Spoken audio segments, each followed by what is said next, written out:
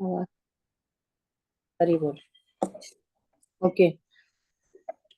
अब chapter 5 shloka number 16। Kalani माता जी आज आपका है। बाकी लोग प्लीज अपना म्यूट रख लीजिएगा।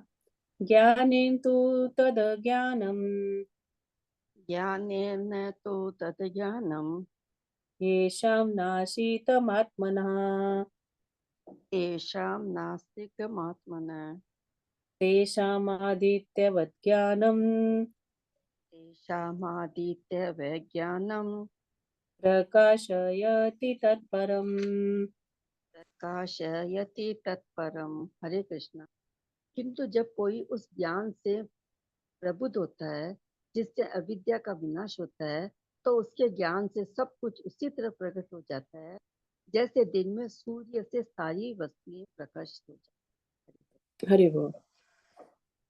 तो क्या बोले यहाँ पे, किंतु जब कोई उस ज्ञान से प्रबुद्ध होता है जिससे अविद्या का विनाश होता है। किस ज्ञान की यहाँ पे बात हो रही है? यहाँ ज्ञान हो रही है आत्मज्ञान की, भगवान की। हम कौन हैं, हम कहाँ से आए हैं, है ना।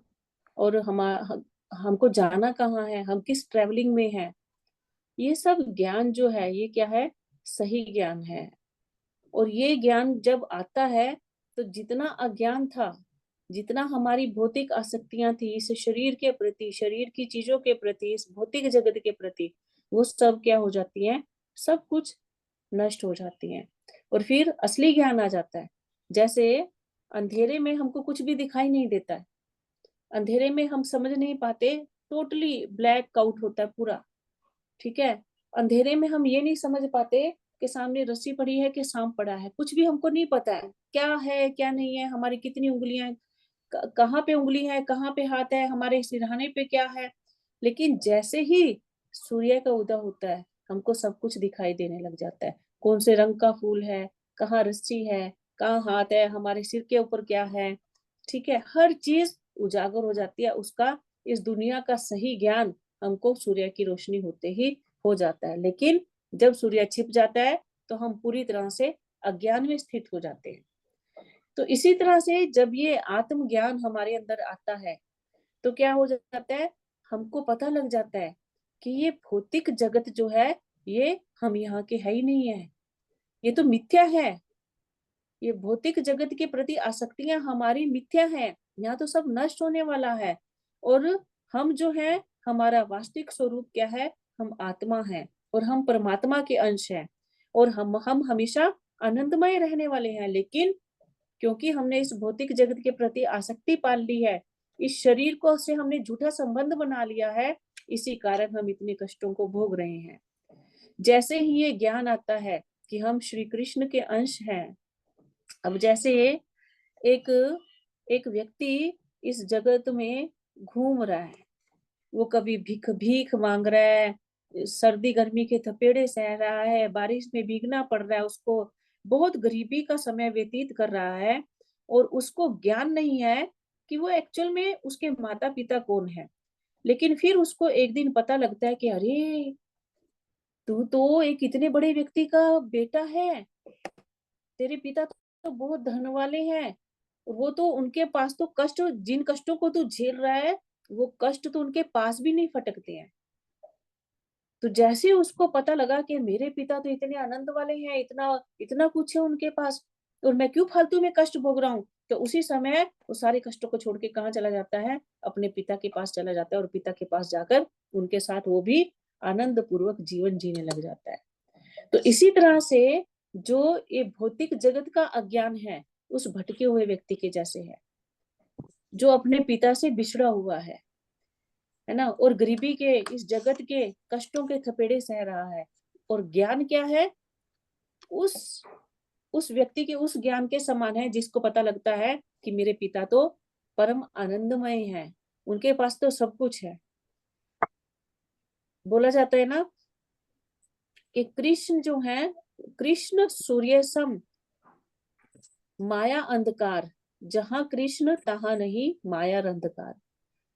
तो जैसे ही कृष्ण हमारे जीवन में आते हैं इस ज्ञान के माध्यम से, तब क्या हो जाता है? ये ज्ञान का सूर्य जैसे ही उदय होगा, हमको कृष्ण का ज्ञान होगा, और उसी समय ये भौतिक जगत की बेटा आसक्ति, ये माया में जो हम अपने आप को फंसाए हुए हैं, वो सब हमारी कट जाती हैं। और माया की आसक्तियां कटते ही हम लोग परम आनंद में स्थित हो जाते हैं। यही माता जी, यही हमारे जीवन हेलो का सार माता है। जी, हरे कृष्णा जी। हाँ बोलिए माता जी। हरे कृष्णा माता जी, अगर श्लोका नंबर पूछ रहे सदृश्य हो का तो फिर मतलब क्या हुआ चैप्टर का यहाँ पे? 16। सॉरी, सदृश्य का मतलब क्या हुआ यहाँ पे? समझ नहीं आ रहा माता जी, क्या पूछे आप? सदृश्य। आदित्य, आदित्य, आदित्य सूर्य को बोला गया माता जी। आदित्य सूर्य मतलब के सूर्य। सदृश। अच्छा, आपकी आवाज एक्चुअली क्लियर नहीं आ रही है। आदित्य मतलब सूर्य, कि जैसे सूर्य के आते ही हमको ठीक है सब माता कुछ जी। बल हो जाता है, सब कुछ दिखाई देने लग जाता है। इसी तरह से भगवान का आत्मा का पूर्ण ज्ञान मिलने पर ये भौतिक जगत का जो अंधकार है वो पूरा दूर हो जाता है। भौतिक जगत की आसक्तियों रूपी, कष्टों रूपी जो अंधकार है वो खत्म होके हमारे अंदर परम आनंद का विस्तार जो है आ जाता है। क्योंकि भगवान भी बोले हैं कि बहु नाम जन्मनावन्ते ज्ञानवान वाम प्रपद्यते वासुदेव सर्वमिति स महात्मा सुदुर्लभा। के अनेक अनेक अनेक अनेक जन्म भटकने के बाद जब आत्मा का इस भौतिक जगत से मन भर जाता है, तब वो अनेक जन्म भटकने के बाद तब उसको ज्ञान प्राप्त होता है कि अरे मैं तो आत्मा हूँ, मैं तो एक्चुअल में शरीर हुई नहीं, क्योंकि बार बार जन्म ले रहा हूँ, बार बार मर रहा हूँ। पुनरपि जननम पुनरपि मरणम पुनरपि जननी जठरे शयनम, बार बार मुझे गर्भ लेना पड़ रहा है। कभी कोई शरीर धारण करना पड़ रहा है, कभी कोई शरीर धारण करना पड़ रहा है, और शरीर के अकॉर्डिंग मुझे उसी प्रकार के कष्ट भी हो रहे हैं। अनेक जन्मों के बाद फिर हमको ये चेता आता है कि अरे एक्चुअल ज्ञान हमको प्राप्त होता है, और तब हमको पता लगता है कि सब चीजों का सार कौन है? वासुदेव, वासुदेव सर्वमिति। और तब हम महात्मा के पद पर स्थिर होकर अपने आप को भक्ति में अपने स्थापित करके तब हम उस भगवान को, उस अपने परम आनंद में रहने वाले पिता के घर में वापस जा पाते हैं। तब हमको परम आनंद की प्राप्ति होती है। तो यहाँ पे प्रभुपाद जी लिखते हैं कि अगर हमको ये ज्ञान प्राप्त करना है तो भगवान क्या बोले थे, क्या करना होगा हमको? तद्विधि प्रणिपातेन परिप्रश्नेन सेव्या उपदेक्ष्यन्ति ते ज्ञानम ज्ञानिनस् तत्वदर्शिना। तो क्या करना होगा? एक प्रामाणिक गुरु की खोज करनी पड़ेगी, और उस गुरु के पास जाकर हमको उससे सीखना होगा कि कृष्ण भक्ति है क्या, ये कृष्ण है कौन, उनकी भक्ति कैसे की जा सकती है, कैसे हमारे पिता का असली पता, हमारे पिता की असली जानकारी कौन दे पाएगा हमको? साधु, शास्त्र और गुरु। तो उस गुरु को खोजना होगा, उसी से सीखना होगा, और वो ही हमारे इस सारे अज्ञान को, अविद्या को दूर कर पाएंगे। वो ही हमारे जीवन में सूर्य को चमका पाएंगे। और उनसे जानने के बाद ही हम भगवान से भेंट कर पाएंगे। प्रभुपाद जी बोलते हैं, ईश्वर के प्रतिनिधि से भेंट होने पर ही ईश्वर और ईश्वर के साथ अपने संबंध को सही सही जाना जा सकता है। ईश्वर का प्रतिनिधि कभी भी अपने आप को ईश्वर नहीं कहता, यद्यपि उसका सम्मान ईश्वर की ही भांति किया जाता है। हमको गुरु का सम्मान भगवान की तरह करना चाहिए, लेकिन वो भगवान नहीं है, ये भी हमको जानकर रखना चाहिए। भगवान केवल एक है, क्योंकि उसे ईश्वर का ज्ञान होता है। मनुष्य को ईश्वर और जीव के अंतर को समझना होगा। तभी, एक मिनट प्लीज, एक मिनट, काम है थोड़ा, एक सेकंड के लिए।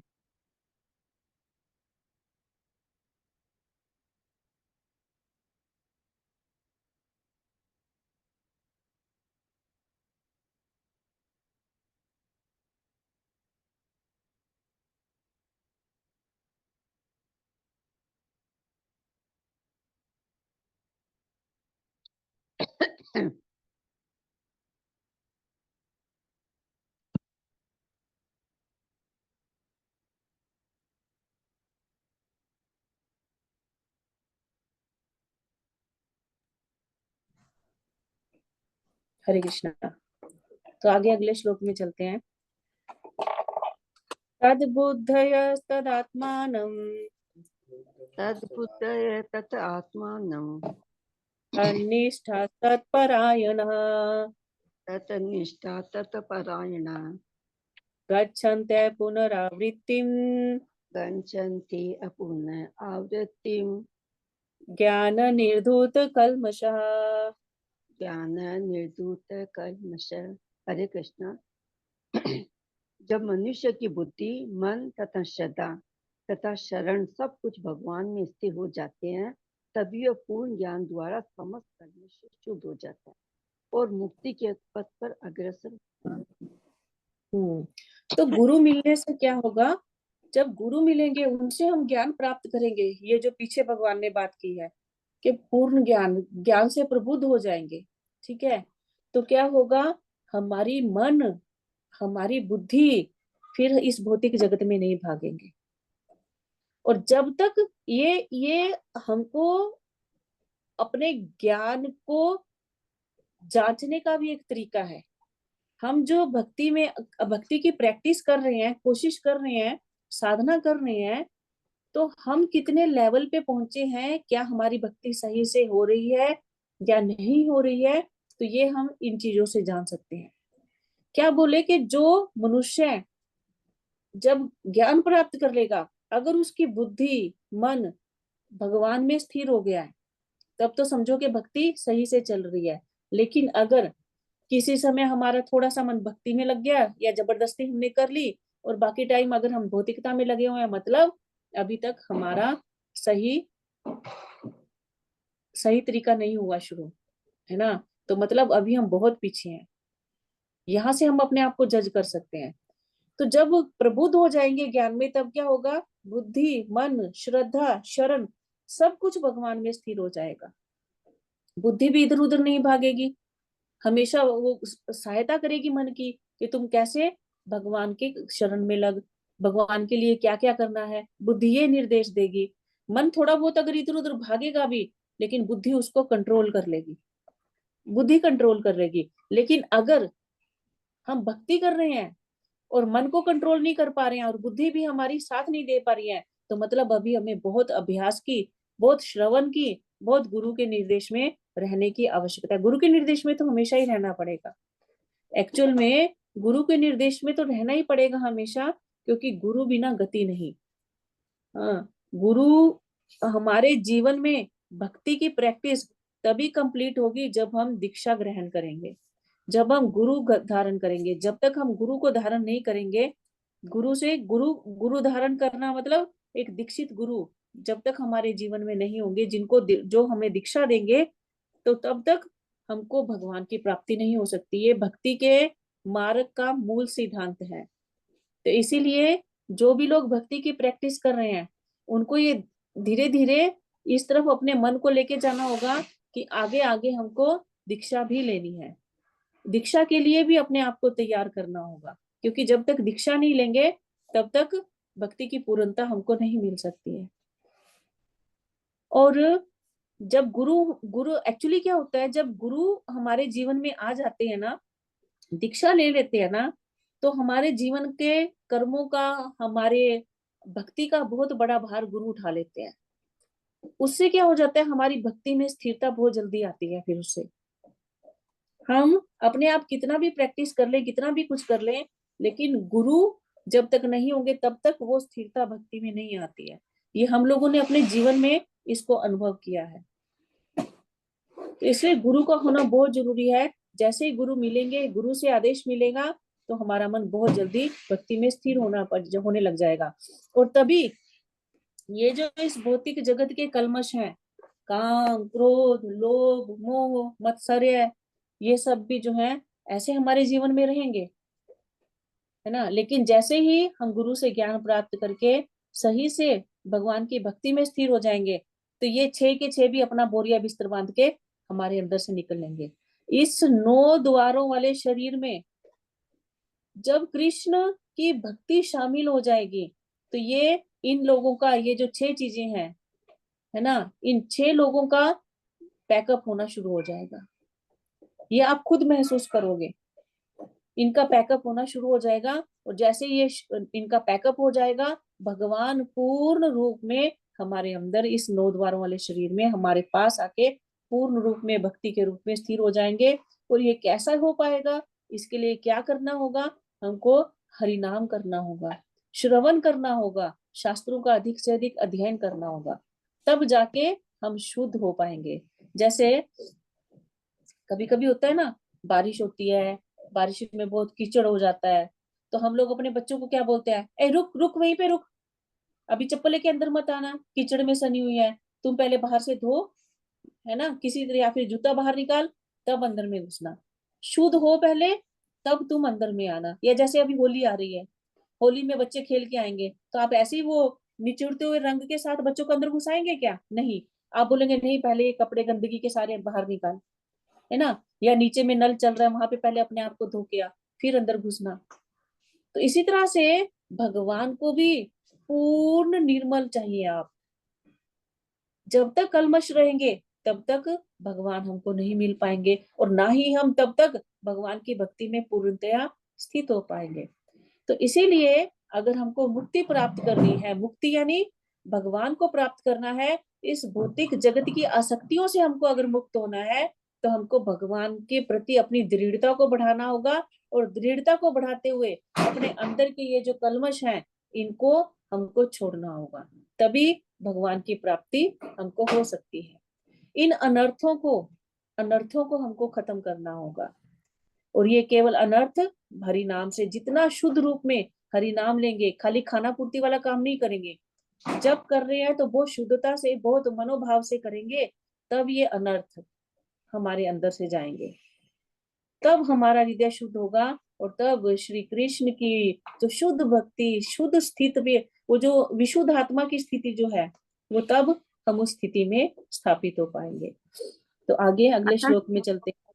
माता जी, अभी आप हाँ बोले माता। कि गुरु हमारा मतलब भार उठाते हैं, तो भार हाँ, से यही मतलब हो गया क्या, जो कलमश है और जो हमारे में कलमश नहीं जितनी उठाएंगे।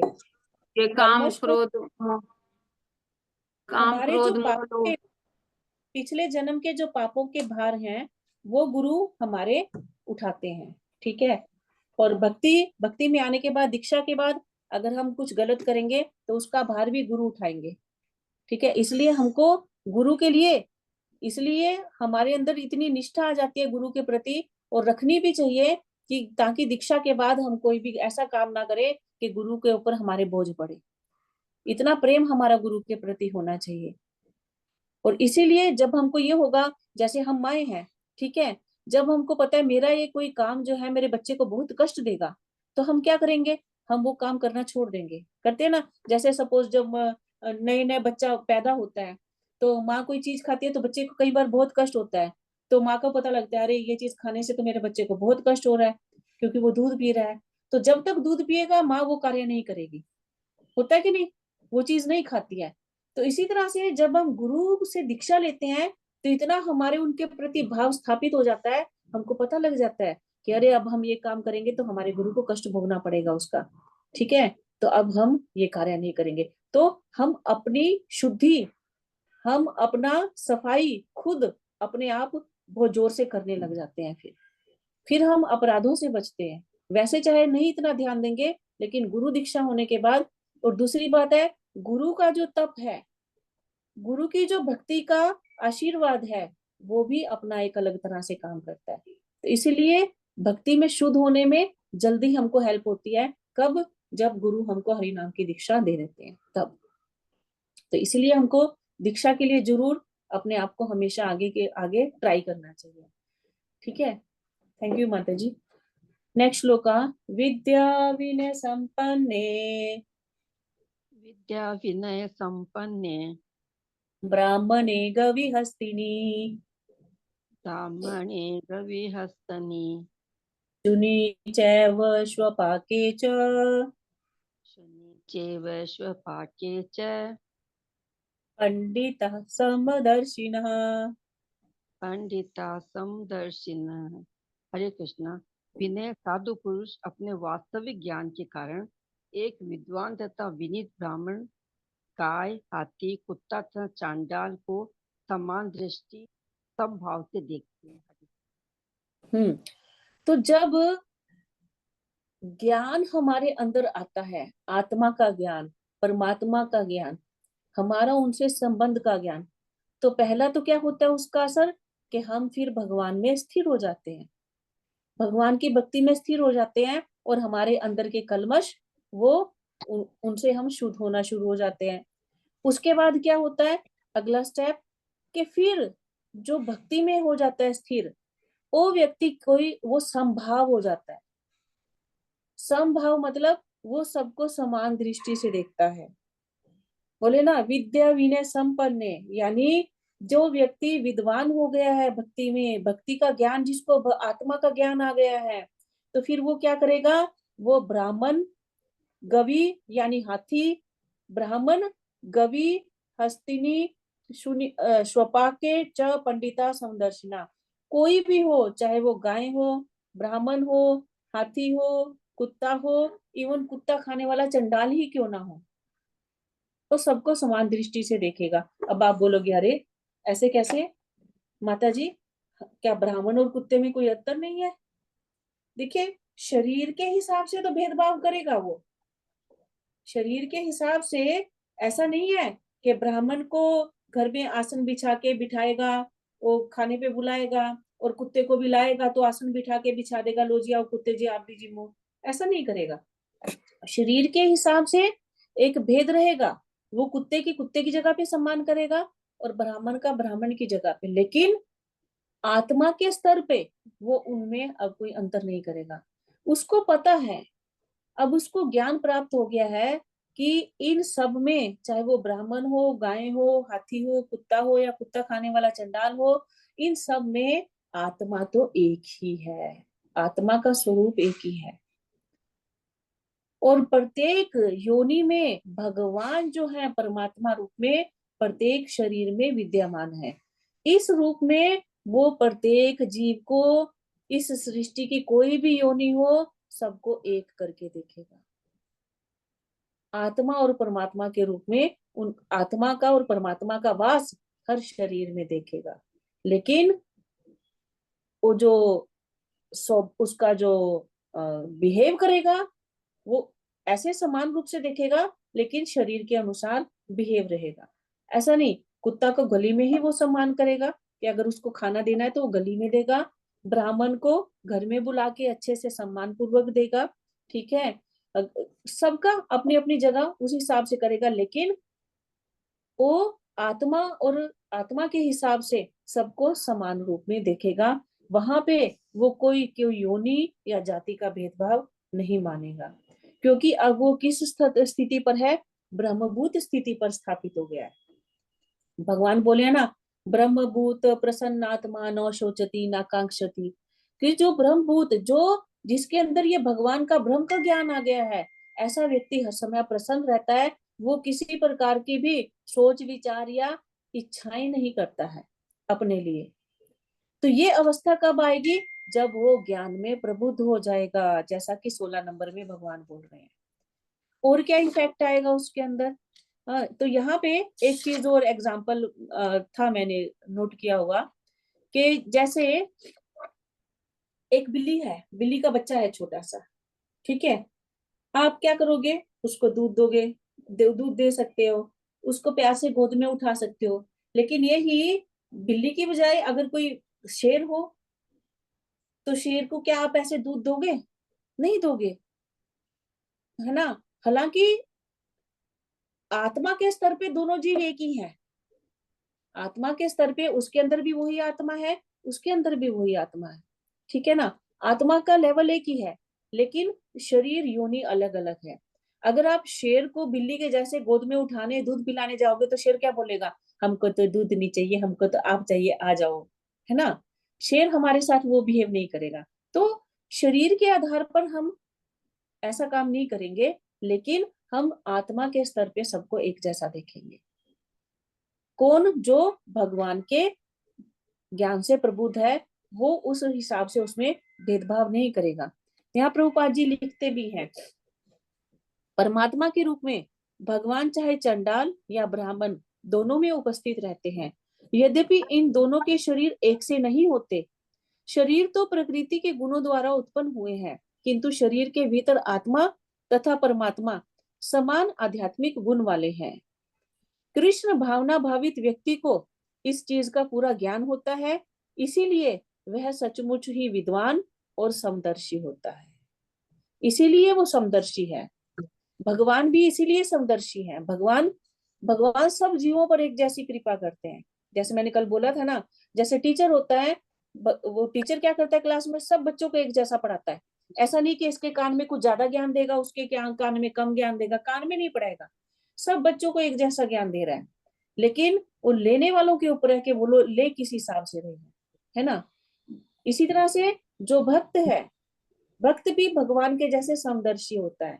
वो उसके लिए कोई अपना नहीं, कोई पराया नहीं, उसके लिए सब भगवान की संतानें हैं, इसलिए सब हमारे हमारे जैसे हैं, हमारे मित्र हैं। वो सबका सब उसके प्रिय होते हैं। भक्त के लिए सब प्रिय होते हैं। जैसे पिछली बार में हमने पढ़ा था ना कि एक भक्त जो होता है उसके सब प्रिय होते हैं और वो सबको प्रिय होता है ना। तो ये स्थिति जो है कब आती है, जब हम इस ज्ञान में प्रबुद्ध हो पाते हैं। जी माता जी, प्रीति माता जी। माता जी, जैसे ठीक है, समदर्शी होना चाहिए। हमको तो ये बहुत सारे एग्जांपल्स पता है कि एक अज्ञान का उद्धार कैसे करना है, मतलब उसको कैसे भक्ति में लाना है या उद्धार कैसे करना है। लेकिन जैसे हम जानवरों के लिए हम कैसे उद्धार कर सकते हैं, एक एग्जाम्पल तो मुझे समझ में आ रहा है कि हम उसको प्रसाद खिला के उसका थोड़ा उद्धार कर सकते हैं। और कैसे कर सकते हैं उसका उद्धार? नहीं, यहाँ पे उद्धार की बात नहीं हो रही है माता जी। यहाँ पे हो रही है कि हम भेदभाव करें कि नहीं करें। जैसे हम क्या लेकिन होते हैं, हम कुछ जीवों से घृणा कर रहे हैं, इवन कुछ हाँ, मनुष्यों से घृणा कर रहे हैं, ये तो मेरा सगा है, ये तो पराया, छोड़ पड़े, समझ गए ना। ऐसे करके तो जो भक्त होता है ना, उसके अंदर किसी के प्रति घृणा का भाव नहीं होता, चाहे वो योनि के आधार पर हो। वो सबको, इवन देखिए आज हमारे सामने एक कोई इंसान बैठा हुआ कुत्ता खा रहा है, समझ गए ना, तो आप क्या उसको अपने एक जो सुहृद भक्त है ना, उसके जैसे उसको सम्मान कर पाएंगे? नहीं कर पाएंगे। लेकिन हम एक रूप में उसको सम्मान करके देख, एक तरह से समान रूप में देख सकते हैं कि देखो इसने कोई इतने खराब कर्म किए है कि उसको आज ये इस योनि को भोग रहा है। नहीं तो ये भी, हम भी जैसे आत्मा है, ये भी एक आत्मा है। इस रूप में हम समान रूप में देख सकते हैं। इस तरह से हम समदर्शी हो सकते हैं। जैसे माता जी वो नामदेव जी जो थे, रोटी बना के रखते हैं, वो कुत्ता उठा के ले जाता है तो बोलते हैं ना कि प्रभु आपने हाँ, रूखी रोटी क्यों लाई, आपने घी तो लगाने वो देते कुत्ते का। वो सब में वो ऐसे ही थे, समदर्शी थे। जैसे वो रोटी बना के रखे है ना, तो अचानक वो भगवान को भोग लगाते थे, वो तो भक्त थे बहुत बड़े, ठीक है। तो अचानक से एक कुत्ता आया, एक रोटी उठा के लग गया, ले गया। अब वो ये नहीं, हम जैसे हो तो हम क्या करेंगे, डंडा उठा के भागेंगे पीछे में, ए भगवान का भोग ले गया उठा के। लेकिन वो क्या किया, घी का डब्बा उठाया, पीछे पीछे भाग रहा है। अरे प्रभु, क्योंकि वो तो हर जीव में भगवान देख रहा था, बोलता अरे प्रभु जी रोटी रूखी क्यों खाएंगे, घी लगा के खाइए ना घी। उनके घर में एक बार आग लग गई, ठीक है, और आग लगी तो हम लोग क्या करेंगे, चीजों को बचाएंगे, ठीक है। वो और वो उठा उठा उठा के लो जी, क्योंकि आज भगवान अग्नि रूप में आए हैं, लीजिए भगवान, लीजिए ये भी ग्रहण कीजिए। सब कुछ उन्होंने अपने घर का अग्नि में चढ़ा दिया। भगवान बोलते हैं ले ये क्या हुआ। रातों रात भगवान फिर एक मिस्त्री के रूप में आए, रातों रात उसकी झोपड़ी बना के खड़ी करके गए कि ये तो भगवान है। लेकिन उस स्तर पे हम लोग शायद इतना स्थापित नहीं हो पाएंगे, लेकिन हम लोग इस कलयुग में एटलीस्ट शुद्ध भाव से, बहुत शुद्ध भाव से भगवान के कीर्तन, भगवान का नाम जप, भगवान की सेवा, और कम से कम इस तरह से ये इस स्तर पे तो आ सकते हैं कि ठीक है, सब में भगवान नहीं भी देख पाते, कि कम से कम इतना देख पाए कि हाँ, सब में भगवान परमात्मा रूप में है और ये सब भगवान के ही अंश है। कम से कम पहले इस स्तर पे तो आए। वो तो उससे आगे के स्टेप की बात है।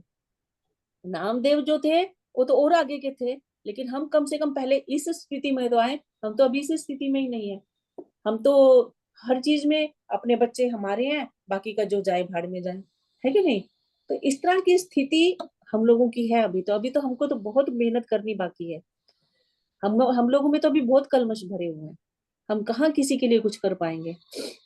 तो आगे फिर भगवान बोलते हैं, इहैव तर्जितः सर्गो इह वह तेजित सर्गो येषां साम्ये स्थितं मनः येषां साम्ये स्थितं मन निर्दोषं हि समं ब्रह्म निर्दोषं हि समं ब्रह्म तस्मात् ब्रह्मणि ते स्थिताः। तस्मात् ब्रह्माणि ते स्थिता। हरे कृष्णा। जिनके मन एकत्व तथा समता में स्थित है, उन्होंने जन्म तथा मृत्यु के बंधनों को पहले ही जीत लिया है। वे ब्रह्म के समान निर्दोष है और सदा ब्रह्म में ही स्थित रहते हैं। तो भगवान क्या बोल रहे हैं, जिन्होंने इस ज्ञान को प्राप्त कर लिया है, जो ज्ञान में प्रबुद्ध हो गए हैं आत्मा परमात्मा के, ठीक है, जो भक्ति में स्थित हो गए हैं, अब उनका मन क्या है, समदर्शी है ना, वो सबको एक रूप में देखते हैं, एकत्वम और समत्वम में स्थापित हो गए हैं। और ऐसे लोग जो होते हैं, जब ये स्थिति में पहुंच जाते हैं ना, जब हम हमारे लिए कोई अपना नहीं, कोई पराया नहीं, सब भगवान के अंश के रूप में पूरे जगत को देख रहे हैं, तो भगवान बोलते हैं ऐसा व्यक्ति जन्म और मृत्यु के बंधनों से ऊपर उठ जाता है। अब उसको जन्म और मृत्यु का बंधन ही लगता। और क्या होता है, जैसे भगवान है ना निर्दोष है, भगवान कोई भी चीज के लिए दोषी नहीं है, हर चीज के लिए दोषी है तो कौन है, हम लोग हैं, क्योंकि हम कर्म बंधनों में बंध रहे हैं, हम कर्म कर रहे हैं। इसी तरह से फिर हम लोग भी, क्योंकि ये कर्मों के बंधन से ऊपर उठ जाते हैं, कर्म के दोषों से ऊपर उठ जाते हैं, तो इसीलिए हम भी निर्दोष हो जाते हैं और हमेशा ब्रह्म में, यानी उस आत्म ज्ञान में, आत्मा का ज्ञान, ब्रह्म ज्ञान, ब्रह्म ब्रह्म में स्थित होना मतलब आत्मा में स्थित हो जाते हैं हम लोग, कि हम आत्मा हैं, किसी प्रकार का भेदभाव नहीं करते। जैसे अभी तो हम लोगों में क्या है, हम स्त्री हैं, पुरुष हैं, ये अमीर है, ये गरीब है, कभी कभी हम देखते हैं ना, अरे ये देखो ना, ये तो सब ये छोटी जात के हैं, ये तो, अरे ये ऊंची जात के, इनके साथ संबंध रखना चाहिए, ये पैसे वाले हैं, इनके पास साथ संबंध रखना चाहिए, ये छोटे छोटे लोग, ये कहाँ से गरीब से लोग यहाँ पे घुस गए। ऐसे ऐसे होता है ना कभी कभी। या हम भारतीय हैं, तुम ये फॉरेनर हैं, ऐसे भेदभाव, हम तो पढ़े लिखे हैं या अनपढ़ हैं, चट ये क्या जाने, ऐसे करके हम लोग दूसरों का बहुत तिरस्कार करते हैं कभी कभी, या अपने आप को इन सब चीजों के आधार पे बहुत ऊंचा समझते हैं, या जाति के आधार पे बहुत ऊंचा समझते हैं और दूसरों को नीचा देखते हैं। तो ये सब भाव एक भक्त में नहीं होता। भक्त क्या है, सम सम हो जाता है हर चीज में, प्रत्येक व्यक्ति उसके लिए सम है, भगवान का अंश है, आत्मा भगवान का अंश है उनके लिए, वो कभी भी नहीं सोचते। और इसीलिए प्रभुपाद जी बोलते हैं कि इस भौतिक जगत में जन्म उस व्यक्ति को नहीं लेना पड़ता, अपितु वह मृत्यु के बाद आध्यात्मिक लोक को जाता है। भगवान निर्दोष है क्योंकि वे आसक्ति और घृणा से रहित है। अब भक्त भी जो प्रबुद्ध ज्ञान में स्थापित हो गया है, वो भी क्या हुआ, उसमें भौतिक जगत की आसक्ति नहीं रही और किसी के प्रति घृणा भी नहीं रही। इसी प्रकार जब जीव आसक्ति और घृणा से रहित होता है तो वह भी निर्दोष बन जाता है, और क्योंकि अब वो निर्दोष है तो वैकुंठ जाने का अधिकारी भी हो जाता है। ये क्वालिफिकेशन है भगवान के धाम में जाने की। और जब तक ये सब क्वालिफिकेशंस को हम लोग अर्जित नहीं करेंगे, तब तक भगवान की प्राप्ति हमको नहीं होगी। हम कितना भी कोशिश करते रहे, कितना खाली हरिनाम को पकड़ ले, लेकिन अपने आप को अंदर से सुधारे नहीं, अंदर से शुद्ध नहीं करे, कलमश भरे रखे और हरिनाम करते रहे, तो ये नहीं होगा। श्रवण कर लिए, एक के बाद एक के बाद एक, बहुत भागवतम श्रवण कर रहे हैं, एक के बाद एक, सारा दिन टीवी में चला के रखे हुए हैं, सुन रहे हैं, लेकिन साथ में कलमश नहीं छोड़ रहे हैं, उसके जो ज्ञान है उसको सही रूप में नहीं ले रहे हैं, है ना। इन चीजों को हम लोग पकड़े हुए हैं और ऊपर से दिखा रहे हैं हम लोग बहुत बड़े भक्त हो गए हैं, तो तब तक हम भगवान के धाम को प्राप्त नहीं कर पाएंगे। ये क्वालिफिकेशन को हमको पहले ग्रहण करना होगा, तब मिलेंगे भगवान। और ऐसे व्यक्तियों को पहले से ही मुक्त मानना चाहिए। अब आगे उनके लक्षण भगवान बताते हैं अगले श्लोक में कि क्या लक्षण होते हैं इनके। ना प्ररिष्ये, हरे कृष्णा माता जी। जी माता जी। माता जी यहाँ पे जैसे ब्रह्म का मतलब आप आत्मा बोले ना। ब्रह्म, हाँ हाँ ब्रह्म, तो फिर हाँ ब्रह्म मतलब भगवान हमारे अंदर क्या है, परमात्मा रूप में है। आत्मा आत्मा और परमात्मा एक साथ है। अपने आप को उस स्वरूप में देखना, ये ब्रह्म में स्थित होना है। फिर से बोलिएगा। आत्मा फिर ये इसका जो आत्मा बोल रहे हैं को, ना, ये सदा ब्रह्म में ही स्थित रहते हैं, इसका क्या मतलब हाँ, बोले? ब्रह्म में स्थित मतलब आत्मा में स्थित रहना अपनी। तो ये मतलब जीव ये आत्मा में, ये इस आत्मा में स्थिर कौन रहेगा? जीव। आत्मा मतलब हम इस ज्ञान में हमेशा स्थित रहेंगे कि हम ये आत्मा है, हम शरीर नहीं है, और परमात्मा हमारे साथ है हर समय। भगवान परमात्मा रूप में हमारे साथ हमेशा साथ हैं। ये होता है ब्रह्म में स्थित होना। अच्छा। इस ज्ञान में हम हमेशा स्थित हैं। ठीक है ना। ठीक है। ना प्ररिष्येत् प्रियं प्राप्य। ईसु है ना। हरे कृष्ण। हाँ। हाँ, 20 मिनट एक श्लोक और कर लेते हैं बस। प्रहर्षेत् प्रियं प्राप्य नो द्विजेत् प्राप्य च प्रियम।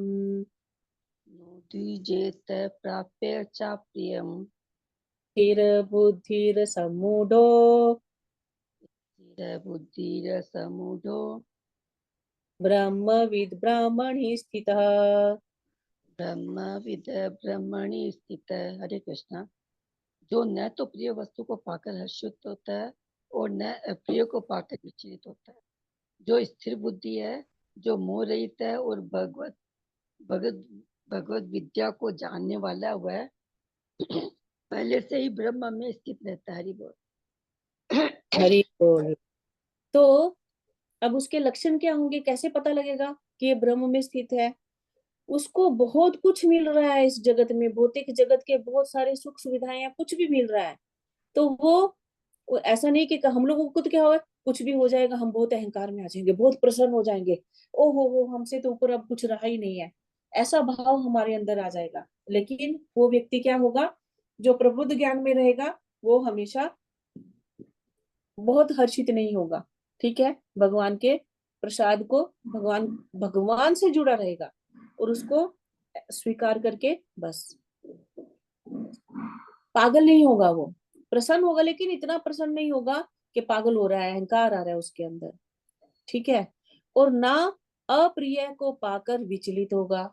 ऐसा नहीं कि जीवन में कुछ विपरीत स्थिति आ गई है ना, कोई घर में ऐसा हो गया कि विपरीत नेचर हो गई घर में किसी की, या कुछ और जीवन में हमने जो नहीं सोचा था वो अचानक से ऐसा कुछ घट गया, तो उस समय भी वो क्या है, अपने अंदर की स्थिरता को बनाए रखेगा, विचलित नहीं होगा। जीवन में बहुत कुछ अच्छा हो रहा है तो बहुत ज्यादा प्रसन्न नहीं हो रहा है, और जीवन में कुछ बहुत गलत घट गया, ऐसा कि हमने जिसको कभी सोच विचार भी नहीं किया था, वो तब भी उस स्थिति को भी झेल गया, और वो झेल जाता है और वो वहां पे भी स्थिर रहता है। क्यों? क्योंकि वो ज्ञान में स्थित है कि ये सब जो हमको मिल रहा है, ये केवल हमारे कर्मों का फल है जो हमने कोई पहले किए हुए हैं, और ये कभी भी स्थिर रहने वाला नहीं है। ना तो अशुभ समय हमेशा के लिए स्थिर रहेगा, और ना ही शुभ समय हमेशा के लिए स्थिर रहेगा। ये तो दिन रात के जैसे हैं जो आएंगे जाएंगे, ये ऋतुओं के जैसे हैं जो चेंज होते रहेंगे। इसलिए एक कुछ भी आए, अच्छा समय आए या बुरा समय आए, कैसा भी समय आए, वो इस ज्ञान में स्थित होने के कारण वो विचलित नहीं होगा। वो कभी भी मोह में नहीं जाएगा चीजों के, अरे मेरा तो इतना कुछ था, आज इतना नष्ट हो गया। प्रभुपाद जी को देखा ना हमने यहाँ, आप इसका एक एक बड़ा एग्जाम्पल हम लोग देख सकते हैं विदुर जी को। जब विदुर जी धृतराष्ट्र को समझा रहे थे कि देखो तुम इस पुत्र के पीछे मत लगो, ये तुमको नरक में लेके जाएगा, क्योंकि ये धर्म का पालन करने वाला पुत्र नहीं है। पुत्र हो भी और अगर वो धर्म का पालन ना करे, अधर्मी हो, तो पुत्र होने के बावजूद भी ऐसे पुत्र का क्रियाक्रम लगता नहीं है, कभी नहीं लगता है। यही चीज वो विदुर धृतराष्ट्र को समझा रहे थे, जिसको दुर्योधन ने सुन लिया, और दुर्योधन बहुत गाली देके घर से निकाल दिया।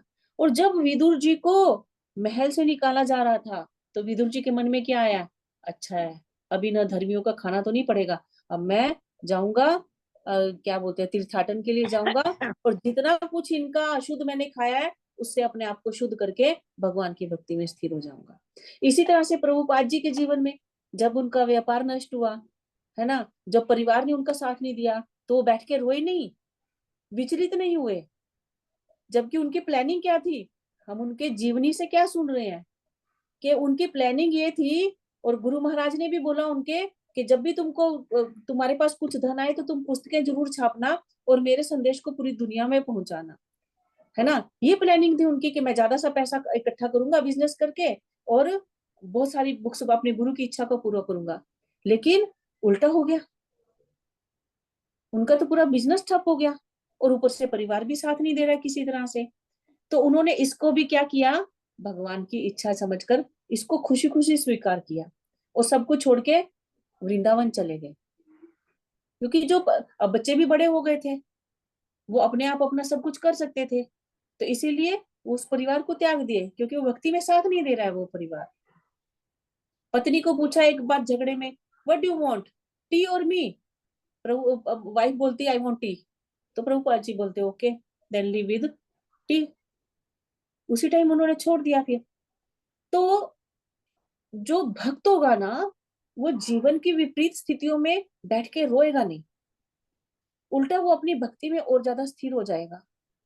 और कभी उसके जीवन में बहुत बहुत खुशियां आ रही हैं, बहुत कुछ उसको मिल रहा है, तो वहां पे भी वो ये नहीं समझेगा कि अरे मैं तो ये हो गया, मैं दुनिया में हम अपना बहुत दिखाते हुए घूम रहे, ऐसा नहीं होगा।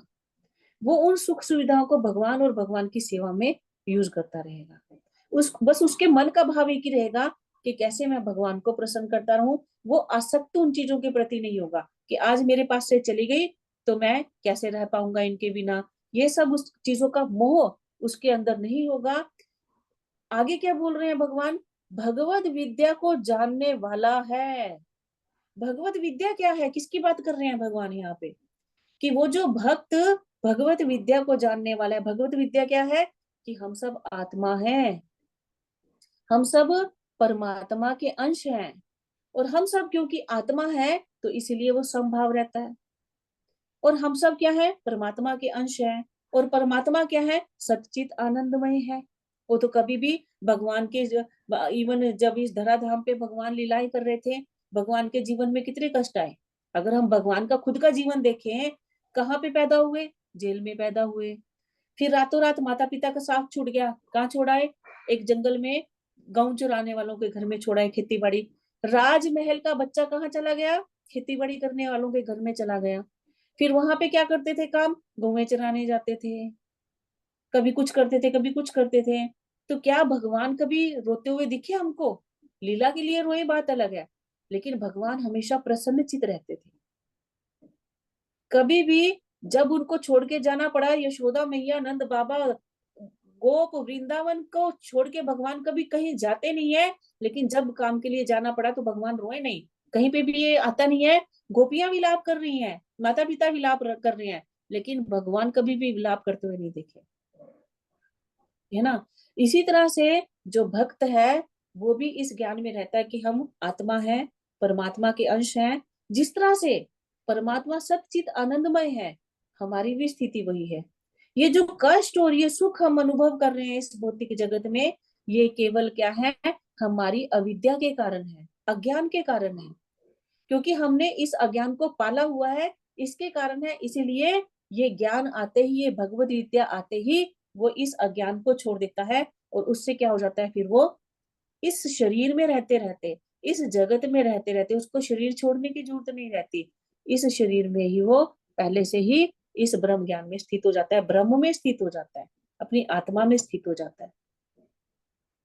उसके लिए फिर कुछ भी अच्छा बुरा, छोटा बड़ा, ऊंचा नीचा, अपना पराया कुछ नहीं रहता। शुद्ध अवस्था उसकी हो जाती है, और अशुद्ध अवस्था से बाहर निकल जाता है। कोई कलमश, ये भौतिक जगत के जो कलमश है, कोई उसके ऊपर उसके अंदर नहीं रहते।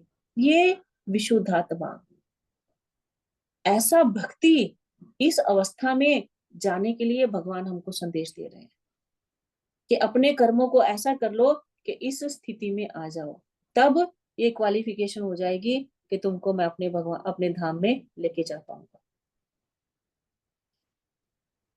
तो आज ही रखते हैं। शिला प्रभुपाद की जय, श्रीमद् भगवद गीता की जय, श्री कृष्ण अर्जुन संवाद की जय। हरे कृष्णा कृष्णा कृष्णा हरे हरे, हरे राम राम राम हरे हरे। किसी का और कोई क्वेश्चन या कोई कुछ बोलना चाहते हो आज? 20 तक आज हो गया हम लोगों का।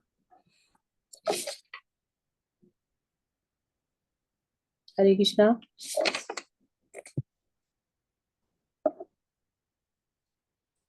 इतना सन्नाटा क्यों है भाई?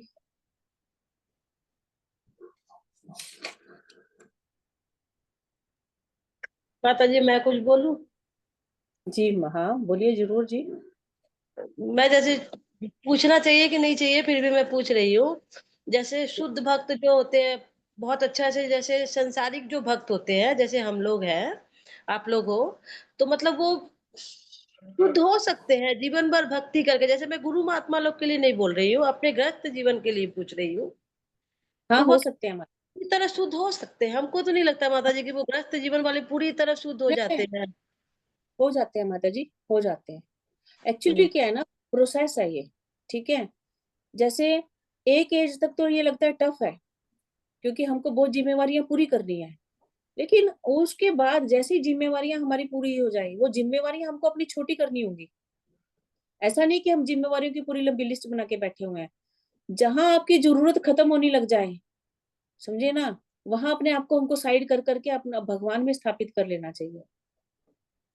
और ये अवस्था हो जाती है, ऐसा नहीं है कि नहीं आएगी। ये हमारे ऊपर है, ये हमको लानी पड़ेगी ये अवस्था। ये हमारे ऊपर है, हम कितनी तीव्रता से भक्ति करते हैं। टफ कुछ नहीं है। ये जो युग है इसमें नहीं कि साधु महात्मा बन के हमको जंगलों में जाने की जरूरत है। युग के हिसाब से हम घर में ही रहकर हम वो महात्मा का वो वाला जो पद है ना, वो घर में रह के ही हो सकते हैं। धीरे धीरे करके अपने आप को सब चीजों से साइड कर लो, क्या हुआ है।